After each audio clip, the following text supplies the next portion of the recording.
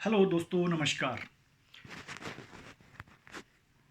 जैसा कि आप मेरे नाम से अवगत हो चुके होंगे, अगर नहीं हुए तो फिर भी मैं अपना नाम बता देना चाहता हूं। मेरा नाम है दुष्यंत सिंह और मैं डीटीसी का कर्मचारी हूं।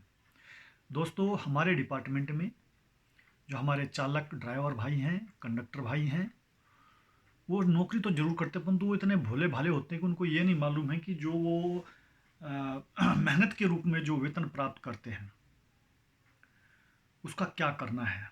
जो उनको बचत होती है, उसमें अगर थोड़ी बहुत बचत हो जाती है तो उस पैसे का करना क्या है, उन्हें कुछ मालूम नहीं है। जहाँ तक मैंने लोगों से जानकारी प्राप्त की, और मालूम भी है तो वो डरते हैं उस चीज़ को करते हुए, जबकि उनको बिल्कुल भी इस चीज़ को करते हुए नहीं डरना चाहिए। और बहुत से लोगों पर टैक्स भी लगता है। अब उनकी समझ में ये नहीं आता भाई इस टैक्स का हम करें क्या। ठीक है ना। उस के बचाव के लिए हम लोग जो हैं, अ, हमको बताया जाता है कि भाई आप अपना प्रोविडेंट फंड की में जो कटौती है वो उसकी बढ़ोतरी कर दीजिए। परंतु दोस्तों, जब हम किसी आवश्यक कार्य के लिए उस प्रोविडेंट फंड में से कुछ पैसा निकालना चाहते हैं तो उसको निकालने में हमें काफ़ी दिक्कतें आती हैं, जिसमें कि भाई आप ये चीज़ ला करके दीजिए, ये डॉक्यूमेंट्स दीजिए, ये डॉक्यूमेंट्स दीजिए, ये डॉक्यूमेंट्स दीजिए, तब हम आपको जो है प्रोविडेंट फंड में से पैसा निकाल कर के देंगे, अन्यथा नहीं देंगे। यानी कि पैसा आपका डंडा डिपार्टमेंट का है ना। मतलब वो आपको घुमाएंगे, आपको आवश्यकता है परंतु आपको वो पैसा उस टाइम पे नहीं मिलेगा। और जबकि आपको ऑफिस में बोला जाता है कि यार तेरा जो है ना इनकम टैक्स आ रहा है, तो ये एक प्रोविडेंट फंड बढ़ा दे, तो आप प्रोविडेंट फंड बढ़ा देते हैं। परंतु दोस्तों, मैं आपको एक चीज़ बता देना चाहता हूँ कि यदि कुछ मिस हैपनिंग आपके द्वारा हो जाती है, किसी प्रकार का एक्सीडेंट, इंसिडेंट या और कुछ लॉस ऑफ प्रॉपर्टी डीटीसी की हो जाती है, तो डीटीसी आपकी बगैर अनुमति के आपके प्रोविडेंट फंड में से पैसा काट सकती है। उसको आपसे पूछने की आवश्यकता नहीं है। ये मेक श्योर है कि प्रोविडेंट फंड में से आपका जो भी पैसा डिपार्टमेंट के पास में है, उसमें से बगैर आपकी अनुमति के प्रोविडेंट फंड में से पैसा काट सकती है। आप कुछ नहीं कर सकते। तो वहां पर इतना पैसा फंसाने का औचित्य क्या है। उस प्रोविडेंट फंड को टैक्स से बचाने के लिए इतना अधिक वहां पर कटौती किस लिए, जो कि आपको आसानी से प्राप्त नहीं होता है। आप कहीं मदर बीमार करते हो, कहीं फादर बीमार करते हो, कहीं वाइफ को बीमार करते हो, फिर डॉक्टर के पीछे घूमते हो, गिडर गिडर करते हो, उनकी रिक्वेस्ट करते हो। ठीक है ना। पैसा आपका, रिक्वेस्ट भी आप कर रहे हैं। यानी कि ये तो वाली बात है, आपको किसी ने उधार दिया तो आपको जो है ना उसके उधार देने वाले के सामने गिड़गिड़ाना है कि भाई मेरा पैसा दे दे, मेरे को ज़रूरत है। और आपको पैसा समय से नहीं मिलता। उसमें 100 अड़चने लगाएंगे, वही लोग सबसे ज़्यादा अड़चने लगा देते हैं जो आपको कहते हैं कि टैक्स से पैसा बचाने के लिए आप प्रोविडेंट फंड बढ़ा लो। दोस्तों, उससे भी बढ़ा, उससे टैक्स से बचने के लिए और भी बहुत सारे उपाय हैं। बहुत से आपको लोग कहेंगे कि भाई आप इंश्योरेंस ले लीजिए। अब आप इंश्योरेंस लेने जाते हैं, वहाँ पर आपको फंडा पढ़ा जाता है बड़ा तकड़े वाला, और वो जो एजेंट जो है वो आपका बेनिफिट नहीं देखता है, वो अपना बेनिफिट देखता है। ठीक है दोस्तों, यदि आप एक ऐसी चीज़ चाहते हैं, जब आप चाहें, जो आपने पैसा इन्वेस्टमेंट किया है टैक्स से बचने के लिए, ठीक है ना। मैं ये नहीं कह रहा हूं कि आप इंश्योरेंस ना करें, आप इंश्योरेंस उसी प्रकार से कराएं। आप अपना हेल्थ इंश्योरेंस कराएं, कोई दिक्कत नहीं है मेरे को, मैं कहूँगा अच्छी बात है। आप इंश्योरेंस भी कराएं, परंतु किस प्रकार का इंश्योरेंस कराएं। वो वाला इंश्योरेंस नहीं कि इतने साल में इतना पैसा मिलेगा, वो गलत फंडा है दोस्तों। उसमें आपको एक सेविंग अकाउंट जितना जो है इंटरेस्ट मिलता है। ठीक है ना। और जो चीज़ आज आपको 2 रुपये की मिल रही है, तब तक जाते जाते वो जो है ना 10 रुपये की हो जाएगी। आप सब जानते हैं, है ना।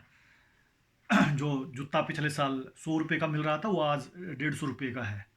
तो वो चीज़ जो है आपको कवर कर ही नहीं पाएगी आपको। अब मान लें, सपोज कीजिए आपने 1 लाख का इंश्योरेंस कराया, जो आजकल हम नॉर्मली इंश्योरेंस कराते हैं, तो वो हाँ भाई 25 साल बाद मिलेगा।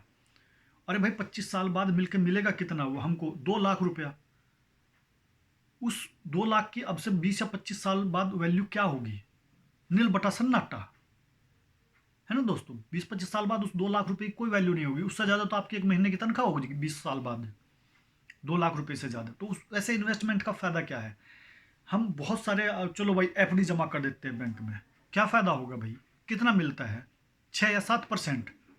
महंगाई दर कितनी मिलती है आपको, डीए साल में कितना मिल जाता है, 4 4 प्लस।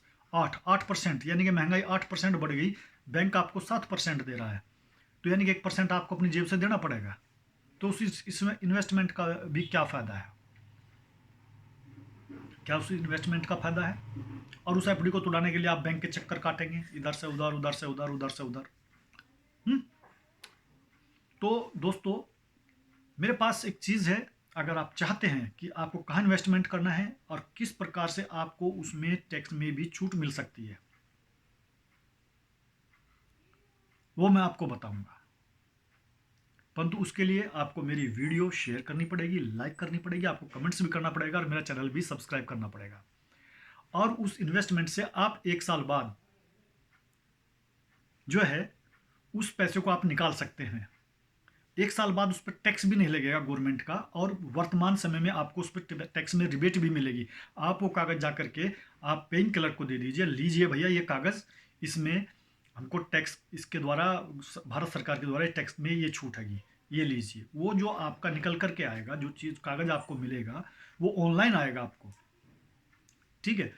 वो निकाल करके आप उसको वहाँ पे जमा कर दीजिए, उसकी फ़ोटो कॉपी, वो ले भाई जमा कर, विद एप्लीकेशन लिख के देना है आपको डिपार्टमेंट में। तो वो जो टैक्स कटता है वो आपका टैक्स रिबेट हो जाएगा वहाँ से। वो भाई ये है, ठीक है दोस्तों। तो अगर आप ये चाहते हैं कि कहाँ पर इन्वेस्टमेंट करें जिसमें आपको टैक्स में भी छूट मिले और आपको लगभग 14 से 15, मिनिमम 14 से 15, यहाँ तक कि 24% या 30% भी आपको उस पर इंटरेस्ट मिल सकता है। यानी कि 24% इंटरेस्ट अगर आपको उस पर साल में मिलता है, तो इसका मतलब है कि जो नॉर्मल गांव में हम कहते हैं ना 2 रुपया सैकड़ा, तो 2 रुपया सैकड़ा का मतलब हो जाता है 24%, ठीक है ना। 12 दूनी 24, यानी कि वो 24% आपका 100 रुपये पे 24 रुपये। इसी प्रकार की कुछ चीज़ें मेरे पास में है, और वो गवर्नमेंट के द्वारा लीगल है, क्योंकि उस पर छूट मिल रही है आपको टैक्स में। इतने तक भी मिल सकता है। अगर 24 भी ना मिले, आपको 20 भी मिले, आपको 15 भी मिले, तो बेटर है इस प्रोविडेंट फंड में जमा करने से, जिसमें आप निकालने के लिए आपको गिटर गिटर करना पड़ता है। और वो जो पैसा होगा उस पर किसी भी प्रकार का टैक्स नहीं लगेगा यदि आप उसको 1 साल बाद विड्रॉ करते हैं। आपको कहीं जाने की जरूरत नहीं है। एक छोटा सा यंत्र होता है जिसको हम मोबाइल बोलते हैं, ये कार्य आप उस पर कर सकते हैं, ठीक है। तो दोस्तों, आशा है मेरी वीडियो आप अधिक से अधिक शेयर करेंगे, आपको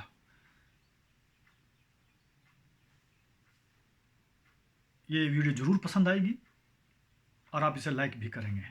आपका भाई, आपका दोस्त दुष्यंत सिंह। धन्यवाद।